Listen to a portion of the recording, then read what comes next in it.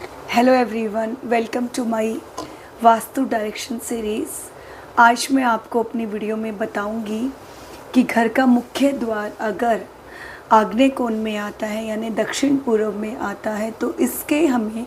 क्या फ़ायदे क्या नुकसान होते हैं, और जब भी हम कोई प्रॉपर्टी लेते हैं तो उसमें यह दिशा में बना हुआ गेट हमें कौन से ऐसे इफ़ेक्ट देता है जिससे हमारी लाइफ में काफ़ी चेंजेस आ जाते हैं। So first once again welcome to my channel. अगर आपको मेरे वीडियोस पसंद आ रहे हैं, मेरे टिप्स यूट्यूब शॉर्ट्स आपको पसंद आ रहे हैं तो please follow, like and share. आज की इस वीडियो में हम सबसे पहले बात करेंगे कि जब भी आप कोई प्रॉपर्टी लेते हैं तो खाली यह नहीं देखेंगी आपका जो मुख्य द्वार है, ऑफिस हो या चाहे वो आपका घर हो यानी कमर्शियल हो चाहे रेजिडेंशियल हो, दक्षिण पूर्व दिशा का द्वार है इतना ही नहीं आप समझे, बल्कि ये देखें कि यह द्वार दक्षिण से पूर्व की तरफ आ रहा है या पूर्व से दक्षिण की तरफ आ रहा है, क्योंकि ये चीज़ बहुत मैटर करती है वास्तु में, जिसको ज़्यादातर लोग जब प्रॉपर्टी खरीदते हैं तो इतना ध्यान में नहीं लेते। उनके हिसाब से सिर्फ इतना ही होता है कि हमारा घर कौन से फेसिंग है, ईस्ट फेसिंग है, नॉर्थ फेसिंग है, साउथ फेसिंग है।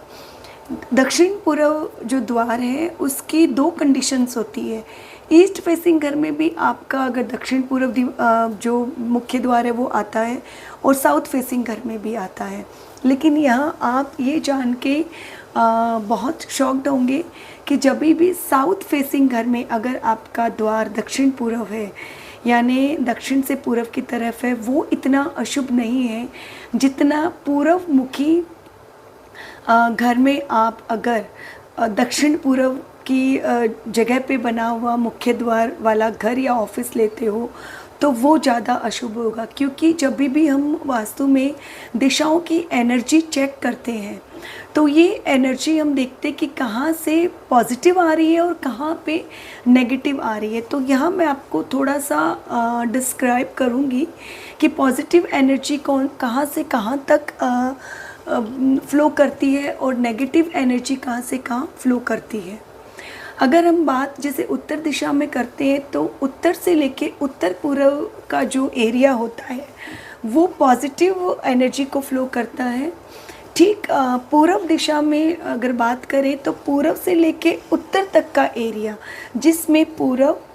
और उत्तर पूर्व यानी ईस्ट नॉर्थ ईस्ट ये वाला एरिया आता है वो पॉजिटिव एनर्जी को फ्लो करता है। वहीं जो ईस्ट टू साउथ वाला एरिया होता है जिसमें पूर्व और दक्षिण पूर्व दक्षिण दक्षिण पूर्व ये जो डिग्रीज आती है यहाँ पे नेगेटिव एनर्जीज फ्लो होती हैं। ठीक उसी तरह साउथ जो डायरेक्शन है वहाँ पे साउथ से लेके जो ईस्ट तक का एरिया है यानी दक्षिण दक्षिण दक्षिण पूर्व और दक्षिण पूर्व ये पॉजिटिव एनर्जी को फ्लो करता है। वहीं साउथ से लेके नैऋत्य कोण यानी साउथ वेस्ट तक का जो एरिया वो नेगेटिव एनर्जी को फ्लो करता है। पश्चिम में भी सेम ये चीज़ होती है कि जो आपका नैऋत्य से जो पश्चिम तक का एरिया आता है यानी पश्चिम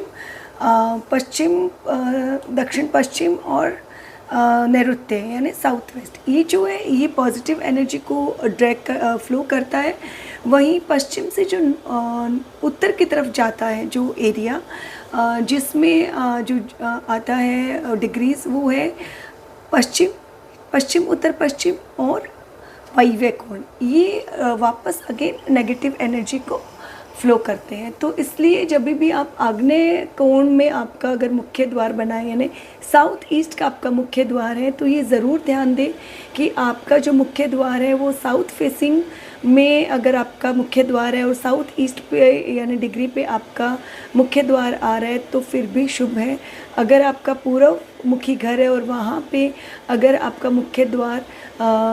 साउथ ईस्ट में आ रहा है तो वो कतई शुभ नहीं होगा। वैसे मैंने अपनी लास्ट वीडियो में बताया था कि कॉर्नर्स पे मुख्य द्वार कभी भी शुभ नहीं माने जाते और ये सब चीज़ें आपको डिग्री पे ही पता चलती है जब आप किसी वास्तु कंसल्टेंट से कंसल्टेंसी लेते हैं, अपने घर या ऑफिस का वास्तु करवाते हैं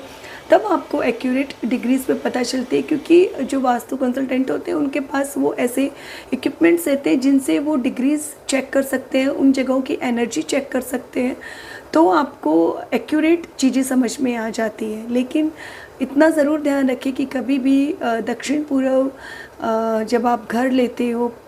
मुखी, तो दक्षिण पूर्व मुखी में आपका घर साउथ फेसिंग वाला फिर भी शुभ है, लेकिन ईस्ट फेसिंग वाला नहीं है, क्योंकि यहाँ पे नेगेटिव एनर्जीज फ्लो कर रही है।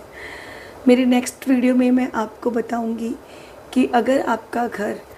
साउथ ईस्ट में बना है, पूर्व मुखी घर है और उसका मुख्य द्वार साउथ ईस्ट का है, तो उसके लिए आप क्या बेनिफिशियल रेमेडीज़ कर सकते हो जिससे कि आप उसके